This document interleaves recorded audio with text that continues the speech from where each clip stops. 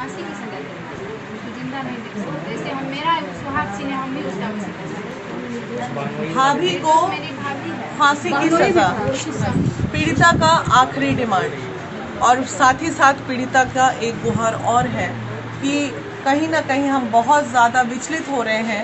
अब उसकी आखिरी गुहार तमाम मीडिया कर्मियों से कि जब तक उसकी भाभी अरेस्ट नहीं हो जाती है, क्योंकि मेन कल्प्रिट हमारी नज़र में और पीड़िता की नज़र में भाभी ही है। कहा जाता है कि कहीं ना कहीं औरत मदद जहाँ कर रही है वहाँ औरत ही औरत की दुश्मन। फिर एक बार चरितार्थ हुआ, इस पीड़िता के ऊपर ये लागू होता है। और तुम्हारी भाभी बहुत जल्द अरेस्ट होगी।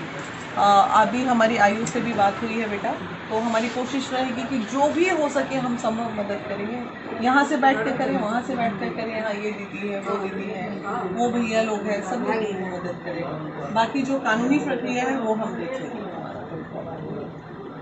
मेरी माँ को बचना चाहिए, इसमें मेरी माँ से माँ को कुछ नहीं होगा, माँ सही बात है। हमारा भाई निर्दोष है, दो ठो है, छोटा छोटा है, वो पूरा निर्दोष है, उसका कोई गलती नहीं। माँ और छोटा भाई निर्दोष। हर वीडियो में बोल रही है पूरा जो किया मेन वही बस जो किया उसी पे नाम बात